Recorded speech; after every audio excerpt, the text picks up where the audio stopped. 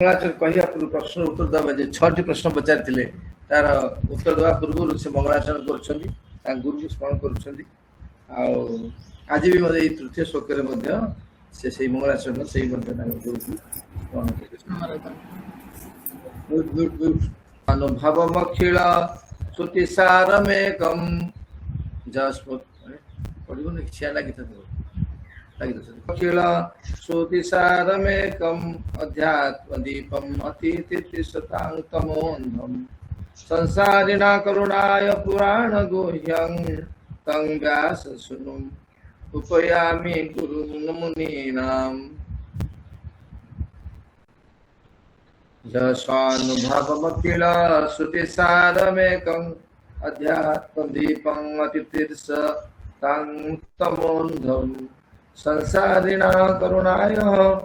पुराणगुह्यं तं व्याससूनुमुपयामि गुरुं मुनीनाम्।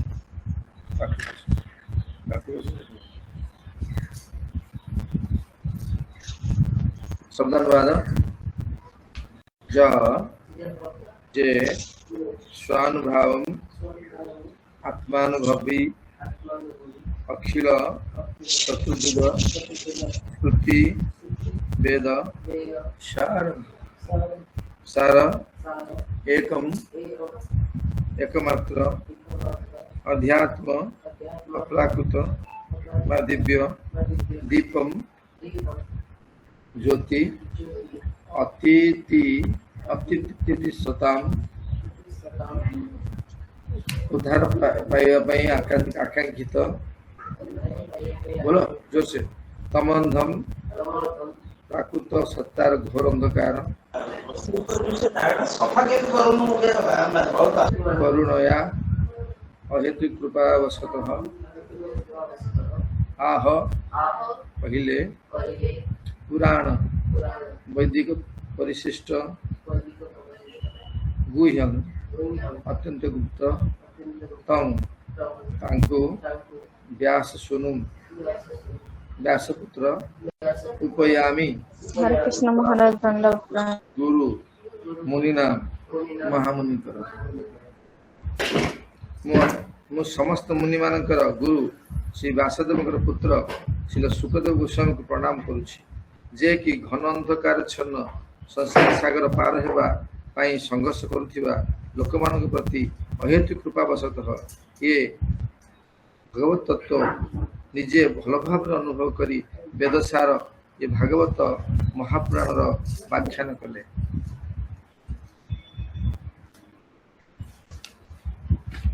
तेणु आज आम आलोचना करवा जे आमे जेतबेले नमिषारण्य सुत गोस्वामी को सौनकादि मुनि मान 6टी प्रश्न पचारि ये प्रश्न उत्तर देवा पूर्व सुत गोस्वामी रोमहर्षि पुत्र सुत गोस्वामी कौन कर गुरुदेव ये शिल सुखदेव गोस्वामी को स्मरण कर कहते भाव कहते कौन कहते स्वानुभवमखिल श्रुतिसारमेकम् अध्यात्म दीपम अतिथिशताङ्तमोऽन्धम् जो कहते संसार संसार सागर जो माने कौन कर कष्ट पाँच संसार सागर जो मैंने संतरण कर वास्तव में संसार सागर संतरण करवा पहरवा एक कष्टदायक व्यापार है सागर पहरवा जमी कष्टदायक व्यापार से संसार रूपिक सागर में कौन करवा पहरवा कष्टदायक व्यापार तेणु से जो मैंने चाहते आर पार को जावाई से कौन कर करुणाय करुणाय करुणा दयापूर्वक आह पहले कौन पुराण गुह्य पुराण मान गुह्य वस्तु किए श्रीमद भागवत तेणु आमर भागवत हूँ पुराण चक्रवर्ती वास्तव भागवत हूँ पुराण चक्रवर्ती समस्त पुराण तो वेद वेदांत उपनिषद को रखागला उपटे डाण पटे बाँ पटे भागवत रखागला भागवत कौन है ना गरिष्ठ हेले एवं लघिष्ठ हेले किए अन्य कौन शास्त्र गुरु तेणुक यहाँ जो कौन कले ଆମର ବ୍ରହ୍ମାଜୀ ନିଜର ମନୋରୂପକ ନିକିତରେ ମାପିଲେ ଦେଖିଲେ ଏଇଟା କାହିଁକି ମାପିଲେ ସୁଖଦେବ ଗୋସ୍ୱାମୀ ଯେତେବେଳେ ଭାଗବତ କହିବା ପାଇଁ କଣ କହୁଛନ୍ତି ତୟାର ହେଇଗଲେ ପ୍ରସ୍ତୁତ ହେଇଗଲେ ଗଙ୍ଗା ନଦୀ କୂଳର ସୁକର ତାଲରେ ସେତେବେଳେ କଣ ଦେବତା ମାନେ ଆସି କହୁଛନ୍ତି ପଦ୍ମ ପୁରାଣ କଥା ଏଇଟା ଦେବତା ମାନେ ଆସି କହୁଛନ୍ତି ଯେ ହେ ସୁଖଦେବ ଗୋସ୍ୱାମୀ ଆପଣ ଏଇ ଅମୃତ ଭାଣ୍ଡ ନିଅନ୍ତୁ ଆକୁ ମହାରାଜ ପରୀକ୍ଷିତକୁ ଦେଇ ଦିଅନ୍ତୁ ଏବଂ ଆମକୁ ଶ୍ରୀମଦ ଭାଗବତ ଶୁଣାନ୍ତୁ ସୁଖଦେବ ଗୋସ୍ୱାମୀ ପଛକୁ ମୁଁ ବୋଲି ହସିଲେ କହିଲେ ଦେଖ ଏ ଦେବତା ମାନେ ଭାଗବତକୁ କଣ କରୁଛନ୍ତି ତୁଳନା କରୁଛନ୍ତି ଅପ୍ରାକୃତ ଭାଗବତ କୃଷ୍ଣ ତୁଲ୍ୟ ଭାଗବତ ବିଭୁ ସର୍ବାଶୟ କୃଷ୍ଣ ତୁଲ୍ୟ ଭାଗବତ ବିଭୁ ସର୍ବାଶୟ କୃଷ୍ଣ ତୁଲ୍ୟ ଭାଗବତ বিভু সর্বাশ্রয় প্রতি শ্লোকে প্রতি অক্ষরে নানা অর্থ কয় প্রতি শ্লোকে প্রতি অক্ষরে নানা অর্থ কয় তেଣୁ କୃଷ୍ଣ ତୁଲ୍ୟ ଭାଗବତ ବିଭୁ ସର୍ବାଶୟ ସେ କୃଷ୍ଣଙ୍କ ଠାରୁ ଅଭିନ୍ନ ବସ୍ତୁ ନୁହେଁ ଭାଗବତ ସେଠି କଣ ହେଇଛି ଭାଗବତ ହଉଛି କୃଷ୍ଣଙ୍କର ବାଙ୍ଗ୍ମୟ ପ୍ରତିରୂପ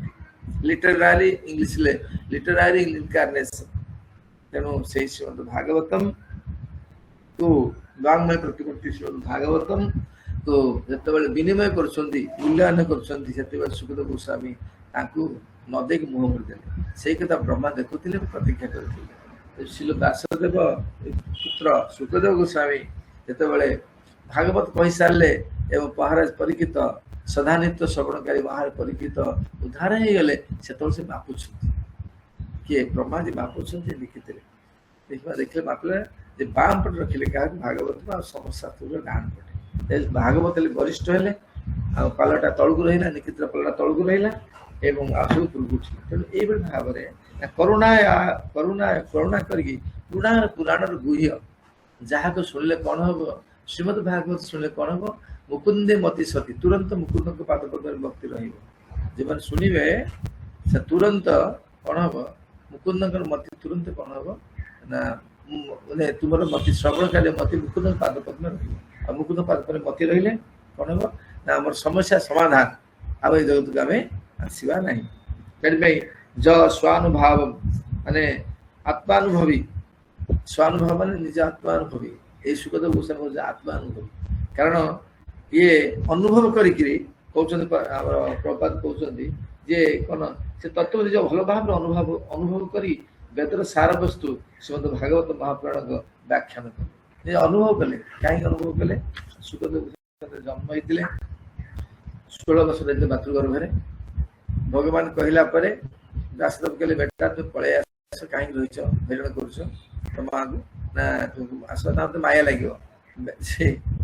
ये मना कले कहले किए सुखदेव कहले माया तमे कहले कौन हम तमे कहले कौन हम तुम मायाधीश को डाकतु नहीं मुझे भगवान से द्वारका था व्यासदेव गले कहवाई कथा कहवाई मोर पुत्र जनक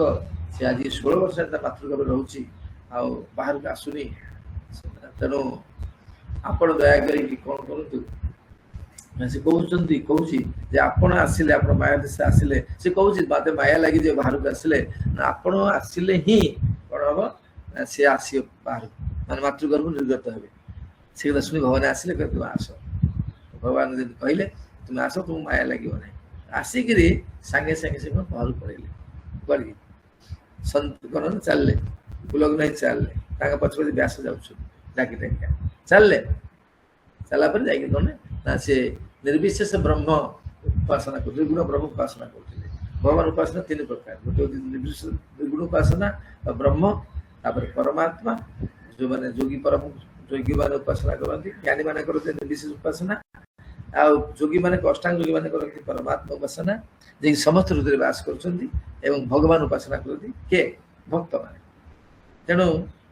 से निर्विशेष ब्रह्म रमण करते किंतु व्यासदेव कौन करते बहुत बंधुक करते से व्यास भागवत रचना कर सारी था चिंता कर शुणे व्यास भल जानी ये जो संतान आसो शुणेले ये ठीक कौन कौन ग्रहण करवा योग्य लायक अच्छी योग्य अच्छी कि कौन हम जन्म हो चलिए ना ବ୍ୟାସ ମନ ଦୁଃଖ କରିଥିଲେ, ଭାରି ମନ ଦୁଃଖ କରିଥିଲେ। ତେଣୁ ତାଙ୍କର କିଛି କିଛି ବଛା ବଛା ଶ୍ଲୋକକୁ କ'ଣ କଲେ, ସେ ତାଙ୍କର କ'ଣ ଶିଷ୍ୟମାନଙ୍କୁ ପଢ଼େଇଥିଲେ,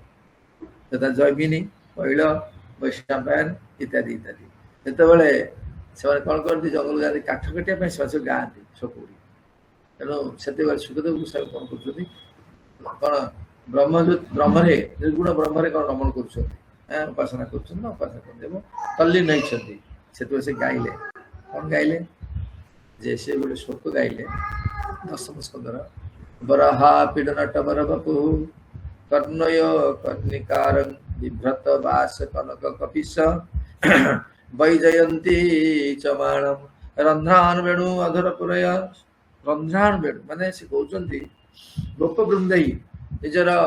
ସାଙ୍ଗମାନଙ୍କୁ ନେଇକି ଭଗବାନ କ'ଣ କରୁଛନ୍ତି, ବୃନ୍ଦାବନ ପ୍ରବେଶ କରୁଛନ୍ତି, ତାଙ୍କ ଶରୀର ତାଙ୍କ ସୌନ୍ଦର୍ଯ୍ୟ ବର୍ଣ୍ଣନା କରୁଛନ୍ତି। କ'ଣ ନା କନକ କପିଶ କ'ଣ କରୁଛନ୍ତି ନା ବୈଜୟନ୍ତୀ ମାଳା ପିନ୍ଧିଛନ୍ତି, ଆଉ ପ୍ରୀତ କୌଶିଷ ବାସ ପିନ୍ଧିଛନ୍ତି। ବୈଜୟନ୍ତୀ ମାଳା କଣ୍ଠରେ ସୁନ୍ଦର ବୈଜୟନ୍ତୀ ମାଳା ମାନେ ବନ ଫୁଲରେ 5 ପ୍ରକାର ବନ ଫୁଲ ତିଆରି ବୈଜୟନ୍ତୀ ମାଳା ପିନ୍ଧିଛନ୍ତି। ତାପରେ କ'ଣ କରୁଛନ୍ତି ନା ମୁରଲି ବଜାଉଛନ୍ତି, ମୟୂର ପୁଚ୍ଛ ଚୁକିଛନ୍ତି, ଏଗୁଡ଼ା ସାଥୀ ମାନଙ୍କ ସହିତ ଯାଉଛନ୍ତି। ତେଣୁ ସୁଖଦେବ ଗୋସ୍ୱାମୀ ସୁଖଦେବ ଶୁଣିଲେ, ହେଲେ କ'ଣ ବା ଲାଭ ଅଛି, ଏତେ ସୁନ୍ଦର ହେଇ କ'ଣ ଲାଭ ଅଛି, ମୋ କାମରେ ଆସିବେ ନା ନାହିଁ, ମୋ ଦରକାର ନାହିଁ। ଯେପରି ଉଦାହରଣ ସ୍ୱରୂପ ଗୋଟିଏ ସୁନ୍ଦର ପୁଅଟେ ଦେଖିବା ପାଇଁ, ଡଉଲ ଡାଲ ପୁଅଟେ, ବହୁତ ପାଠ ପଢ଼ିଛି, ସବୁ କରିଛି, ଆଉ ସବୁ କିଛି ଭଲ, କିନ୍ତୁ ରୋଜଗାର ନାହିଁ। ତାକୁ ଗୋଟେ କନ୍ୟା ପ୍ରସ୍ତାବ ଆସେ, ତାକୁ ଗୋଟେ କନ୍ୟା କେବେ ବିବାହ କରିବ, କରିବ କନ୍ୟା ବିବାହ କରିବ, କେବେ କରିବ? ବରଂ ଗୋଟେ କାଳିଆ ପୁଅଟେ ହଉ, ବରଂ ଯଦି ତାର ରୋଜଗାର ଅଛି ତାହେଲେ ସେ କ'ଣ ରାଜି ହବ, ଚାଲୁ ଚାଲୁ ରୋଜଗାର ତ ଅଛି ଆଉ, ନାଇଁ କି? ସେମିତି ଯେତେବେଳେ ଶୁଣିଲେ, କହିଲେ କ'ଣ হবে ଡବଲ ଡାବଲ, କ'ଣ ମୋର କାମରେ ଆସିବ, କିଛି କାମରେ ଆସିବ। ଯେତେବେଳେ ତାପରେ ସବୁ ସେ ଗାଇଲେ ତୃତୀୟ ସ୍କନ୍ଧ ଭାଗବତ, ଅହୋ ବକିଜଂ ସ୍ତନ କାଳ କୃତଂ ଜିଜ୍ଞାସୟା ପିୟା ସ୍ୱାଧି ଲେଭେ ଧାତୃଚିତାଂ ତତନୟଂ କଂ ବା ଦୟାଳୁ ଶରଣଂ ବ୍ରଜମେ। ଗାଇଛନ୍ତି, ଅହୋ ବକାସୁର ଭଗିନୀ ବକି, ସେ କ'ଣ କରୁଛନ୍ତି ନା ନିଜ ସ୍ତନରେ କାଳକୂଟ ଲେପନ କରି ଏକ ସୁନ୍ଦରୀ ରମଣୀ ରୂପରେ ଆସିଥିଲା ଭଗବାନଙ୍କୁ କ'ଣ ମାରିବା ପାଇଁ। ଭଗବାନ 7 ଦିନ ହେଇଥିଲେ, ଏବଂ ସ୍ତନ୍ୟପାନ କରେଇଥିଲା ଯଶୋଦା ମାତାଙ୍କ ନିର୍ଦ୍ଦେଶରେ, କିନ୍ତୁ ଭଗବାନ ଶ୍ରୀକୃଷ୍ଣ ତାର ପ୍ରାଣକୁ ଶୋଷିଲେ ଏବଂ ତାକୁ କ'ଣ କଲେ, ମାତା ପଦ ଦେଲେ। ଅହୋ ବକି ଜଂ ସ୍ତନ କାଳକୂଟ ଜିଜ୍ଞାସୟା ପିୟା ସ୍ୱାଧି ଲେଭେ ଧାତୁ ଚିତାଂ ତନ, ତାକୁ ଧାତୁ ମାନେ ଧାତା ପଦ ଦେଲେ। ସେ ଶୁଣିକିରି କହୁଛି, ନାରୀ ଏମିତି ଭଗବାନ ଇଏ ଯେ ଶତ୍ରୁକୁ ଦଉଛନ୍ତି ଧାତା ପଦ ମାତା ପଦ, ମିତ୍ରକୁ କ'ଣ ନଦେବେ, ତାକୁ ଭଜନ କରୁ ତାଙ୍କୁ କ'ଣ ନଦେବେ। ପଚାରିଲେ ଆସି ସୁଖଦେବ ଗୋସ୍ୱାମୀ ସେଇ ପୈଳାଦ ମୁନିମାନଙ୍କୁ, ଆମେ କୋଉଠି ପାଇଲେ ଶୋକଟି, ନା ଆମର ଗୁରୁଦେବଙ୍କର ଶୋକ ଇଏ ଅଛି ତ ଶୋକ। ଆଚ୍ଛା ଆଚ୍ଛା, ହଁ ଏ ଅଛି ତ ଶୋକ ଗୁରୁଦେବ। ଆଚ୍ଛା ଆଚ୍ଛା ଆଚ୍ଛା, ସେ ଗୁରୁଦେବ କିଏ? ଆମର ଗୁରୁ ହଉଛନ୍ତି ବ୍ୟାସ। ବ୍ୟାସ ଅର୍ଥ ଯିଏ ବୈଦିକ ସାହିତ୍ୟକୁ ବିସ୍ତାର ରୂପେ ବର୍ଣ୍ଣନା କରିଥାଏ, ବ୍ୟାସ କୁହାଯାଏ। ତେଣୁ ତମର ଗୁରୁଦେବ କିଏ? ନା ଆମର ବ୍ୟାସ ହେଉଛି ଗୁରୁଦେବ। ଆଚ୍ଛା, କୋଉ ବ୍ୟାସ? ଅନେକ ତ ବ୍ୟାସ ଅଛନ୍ତି ନା, ଅନେକ ବ୍ୟାସ ଅଛନ୍ତି। କୋଉ ବ୍ୟାସ ଇଏ? କହୁଛନ୍ତି ଦ୍ୱାପାୟନ ବ୍ୟାସ। ଦ୍ୱାପାୟନ ବ୍ୟାସ ଭଲ କରି କହିଲେ, ଆଉ କୋଉ ବ୍ୟାସ ଇଏ? ନା କୃଷ୍ଣ ଦ୍ୱାପାୟନ ବ୍ୟାସ। କାରଣ ବ୍ୟାସଦେବ ହେଇଛନ୍ତି, ଏଇ ଯୋଉ ବ୍ୟାସ ହେଇଛନ୍ତି ଏଇ ଗଳ୍ପରେ, ଏଠି କେହି ଯୋଗ୍ୟ ଜୀବ ବ୍ୟାସ ଆସନ କ'ଣ କରିନାହାନ୍ତି, ଗ୍ରହଣ କରିପାରିନାହାନ୍ତି, କାରଣ କେହି ଯୋଗ୍ୟ ହେଇପାରିଲେନି। ସ୍ୱୟଂ ଭଗବାନ ନିଜେ ଆସିକିରି କ'ଣ କରୁଛନ୍ତି, ବ୍ୟାସ ରୂପରେ କ'ଣ କରିଛନ୍ତି ନା କ'ଣ କରୁଛନ୍ତି, ପଦବୀ ଗ୍ରହଣ କରିଛନ୍ତି। ଭଗବାନ ନିଜେ ବ୍ୟାସ ହେଇଛନ୍ତି, ଶକ୍ତାବ୍ୟାସ ଅବତାର, ବ୍ୟାସ ପଦବୀରେ ଶକ୍ତାବ୍ୟାସ ଅବତାର ନିଜେ ଭଗବାନ ହେଇଛନ୍ତି। ତେଣୁ ସେଥିରୁ ମାନେ ବ୍ୟାସ ମାଇ ଡିୟର ଡାଡି,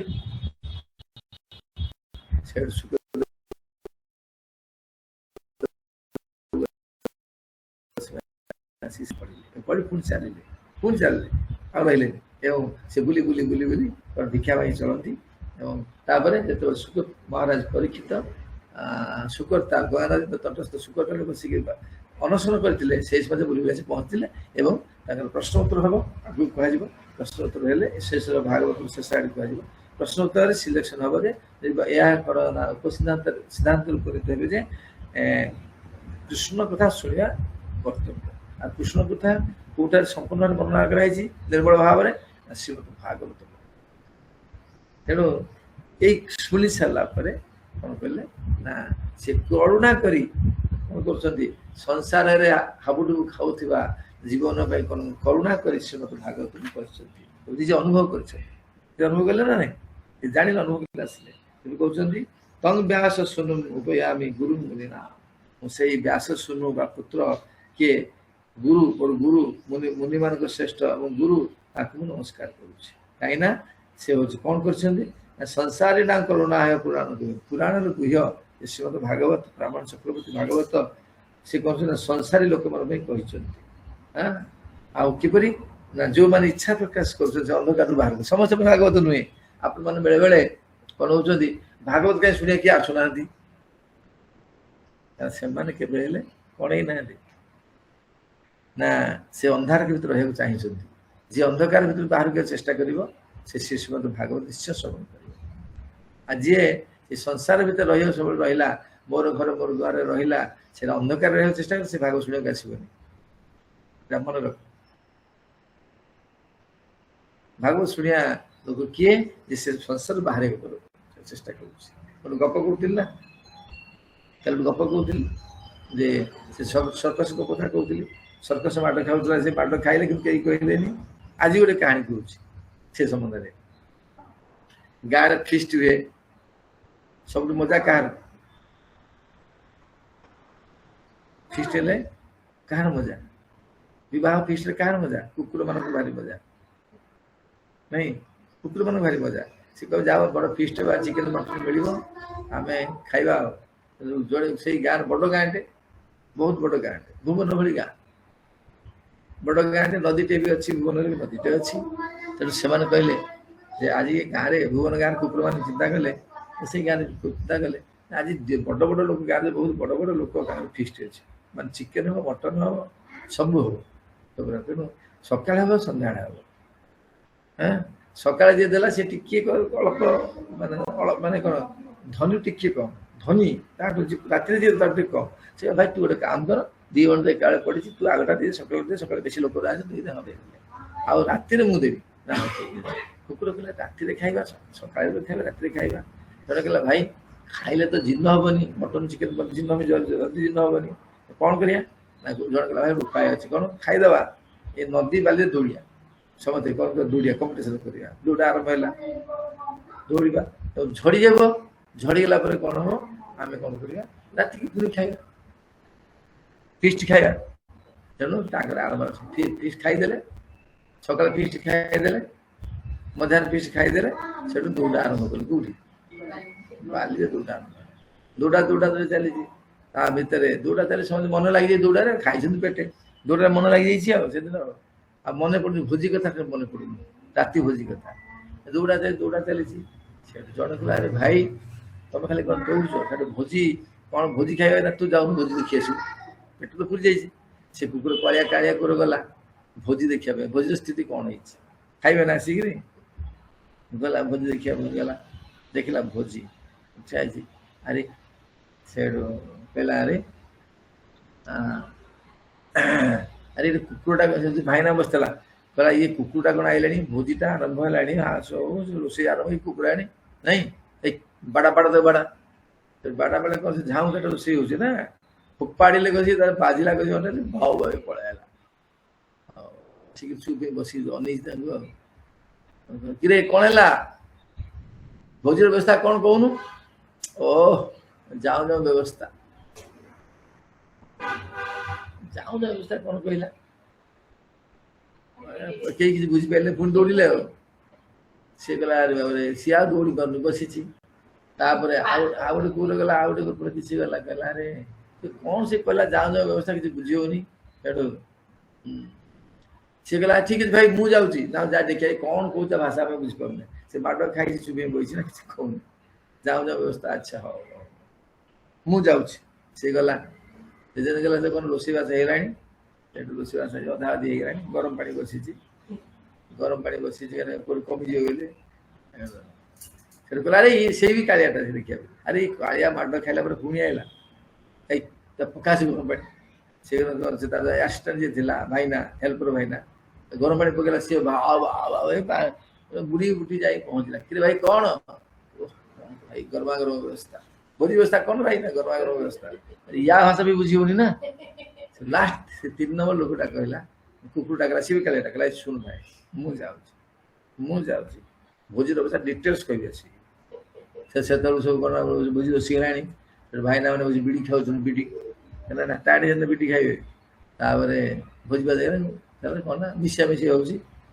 ପୁରା ସମସ୍ତେ ଫ୍ରି ରୋଷେଇ ବେଲା ଭାଇ କାଳିଆକୁ ବାଡ଼େଇଲେ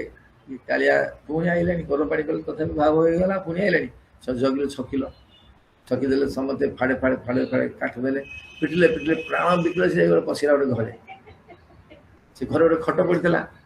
ଖଟ ଉପରେ ଚଳିଲା ମାଡ଼ ଗଳେ ମାଡ଼ ଗୋଟେ ଛୋଟିଆ ଜଳା ଥିଲା ଜଳା ମାନେ କଣା ଥିଲା ସେଇଆଡ଼େ କଣ ହେଲା ମୁଣ୍ଡା ପୁରେଇ ଦେଲା ହେଲେ ପଛୁଟା ଯାଉ ଜଲ୍ଦି ପଛ ଆଡ଼ୁ ବି ମାଡ଼ ହେଲା କଷ୍ଟ ବାହାରି ପଳେଇଲା ଭାଇ ବଞ୍ଚିଗଲାରେ ମଣିଷ ଏଠି ଏମିତିଆ ବ୍ୟବସ୍ଥା ଅଛି ସେଠୁ ଯାଇକି ବସିଲା କଣ ହେଲା ରେ ସମସ୍ତେ ଭୋକ ହେଲା ଯେତେବେଳକୁ ସମସ୍ତେ ଦୌଡ଼ିକା ଆରେ ଭାଇ କଣ ହେଲା ଭୋକ ହେଲାଣି କଣ ବ୍ୟବସ୍ଥା ନା କହିବି ଶୁଣ କଣ ନା କଣ କହିବି ଶୁଣ ଦେଖେ ଘରେ ବ୍ୟବସ୍ଥା ବାହାରେ ବ୍ୟବସ୍ଥା ଖଟ ଉପରେ ବ୍ୟବସ୍ଥା ତଳେ ବ୍ୟବସ୍ଥା ମନା କରୁଥିଲେ ମତେ ଛାଡ଼ିଦେଲି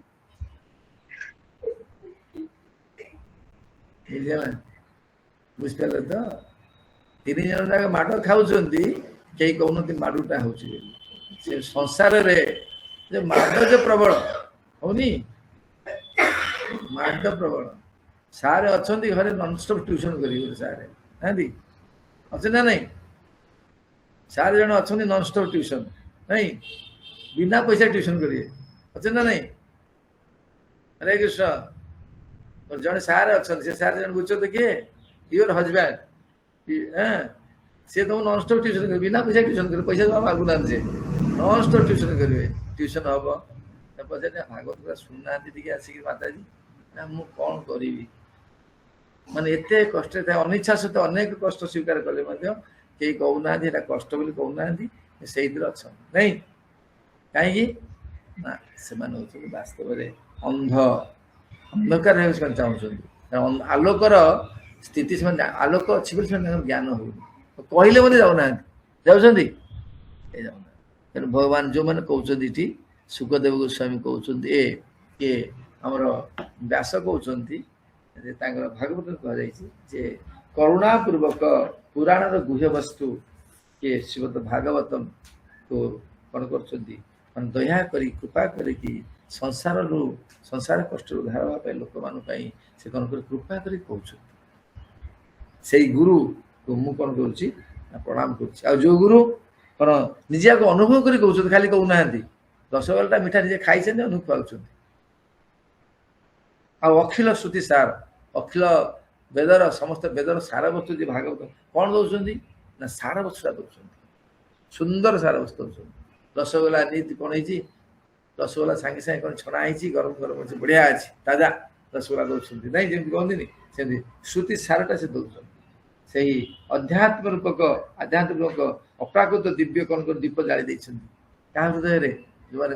ଅନ୍ଧକାର ଯୋଉମାନେ ଅଛନ୍ତି ତାଙ୍କ ଭିତରେ ଜାଳି ଦେଇଛନ୍ତି ଏଇଟା ସେ କରୁଛନ୍ତି ତେଣୁ ଆମର କିଏ ଭାବାର୍ଥ ଶ୍ରୀ ପ୍ରପାତ କଣ କହୁଛନ୍ତି ଏ ପ୍ରାର୍ଥନାରେ ବା ଏ ମଙ୍ଗଳାଚରଣରେ ଶ୍ରୀ ସୁତ ଗୋସ୍ୱାମୀ ଶ୍ରୀମଦ ଭାଗବତର ପୂର୍ଣ୍ଣ ଭୂମିକାର ସଂକ୍ଷିପ୍ତ ରୂପ ପ୍ରକାଶ କରୁଛନ୍ତି ସଂକ୍ଷିପ୍ତ ରୂପ କଣ ଭାଗବତ ଅଛି ପ୍ରକାଶ କରୁଛନ୍ତି ଶ୍ରୀମଦ ଭାଗବତମ ବେଦାନ୍ତ ସୂତ୍ରର ଏକ ସ୍ୱାଭାବିକ ପରିପୂରକ ଭାଷ୍ୟ ଅଟେ ବେଦାନ୍ତ ସୂତ୍ର 6ଟା ଦର୍ଶନ ଅଛି ବେଦାନ୍ତ ସୂତ୍ର ହଉଛି ନ୍ୟାୟ ଦର୍ଶନ ବେଦାନ୍ତ ସୂତ୍ର ହଉଛି କଣ ନା ବେଦାନ୍ତ ସୂତ୍ର ହଉଛି ନା କଣ ହଉଛି ନା ଇଏ ହଉଛି ଶ୍ରୀମଦ ଭାଗବତମ ବେଦାନ୍ତ ସୂତ୍ର ଏକ ସ୍ୱାଭାବିକ ପରିପୂରକ ଭାଷ୍ୟ ଅଟେ ମାନେ ବିସ୍ତୃତ ଅଂଶ ଅଟେ ବୈଦିକ ଜ୍ଞାନର ସାର ପ୍ରସ୍ତୁତ କରିବା ଉଦ୍ଦେଶ୍ୟରେ ଶ୍ରୀଲ ବ୍ୟାସଦେବ ବେଦାନ୍ତ ସୂତ୍ର ବା ବ୍ରହ୍ମସୂତ୍ର ପ୍ରଣୟନ କରିଥିଲେ କାହିଁକି କରିଥିଲେ ନା ବେଦାନ୍ତ ବୈଦିକ ଜ୍ଞାନ ପ୍ରସାର କରିବା ନିମିତ୍ତ to spread it Shrimad Bhagavat यही सारतत्वर स्वाभाविक व्याख्या अटे श्री सुखदेव गोस्वामी वेदांत सूत्र रे पूर्ण पारंगम थिले एवं फलस्वरूप से व्यक्तिगत भाव में यार टीका अर्थात वेदांत सूत्र टीका श्रीमद भागवत मुझे मन कर उदाहरण स्वरूप मुझे कौन लिखिली गोटे गीत लिखिली नहीं गोटे गीत मुझे लिखिली मनकर गोटे कवि गोटे काव्य लिखिली काव्य मो मानसिक स्थिति नहीं लिखिली अच्छा से काव्य गोटे कठिन शब्द मुझे व्यवहार कली एवं कौन गोटे गोटे गोटे शब्द अनेक प्रकार कौन अच्छी माने अर्थ अच्छी तेणु मुझे कौन कली कि निजे देखिक कौन कली प्रकाश कली मुझे कौन कली ना गोटे भाष्य लिखिली से कौन भाष्य अर्थ इत्यादि लिखिली अच्छा सेटा सुंदर हम सेटा सठिक हम ना जब तापर आमर किए संगीता माताजी गोटे लिखे भाष्य मो कविता सेटा सठिक हम कौटा सठिक हम मनकर बुझ मु गोटे संगीत लिखिली कविता लिखिली काव्य लिखिली कविता लिखिली से कवि काव्य को बुझा कौन ना यहाँ बोधक्षम न हो जटिल भाषा लिखी तेनाली कौन कली टिप्पणी देली लिखी भाषांतर कर सुंदर भाव बुझे लिखिली गोटे पुणी गोटे कौन कली लिखिली गोटे कौन संदर्भ लिखिली सेटा पढ़ी सेटा सठिक हम ना संगीता माताजी अच्छा सी लिखिले मो काव्य पर गोटे लिखिले कौन कौन प्रकाश कले गोटे कौन मंतव्य प्रकाश कले सठिक हम कौटा सठिक हम आपण जोटा लिखिथिबे सेटा सठिक ए बड़ी भाव में वेदांत सूत्र प्रणेता होउछन के विष्णु व्यासदेव एवं तार विस्तृत रूप होउछन श्रीमद् भागवत से लिखिले तो भागवत होउछि अकृत्रिम भाष्य होउछि वेदांत सूत्र एका अथर नहीं अथर होउछन एका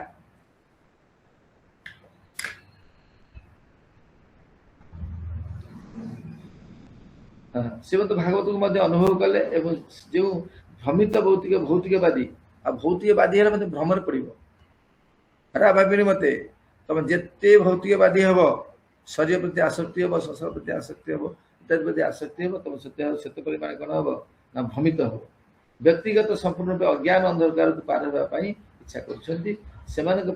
प्रति असीम कृपा प्रदर्शन कर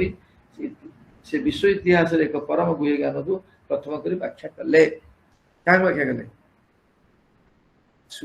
परीक्षित महाजन कहले बुझेले एवं ता संगे संगे अन्य सेटा लिखले कौन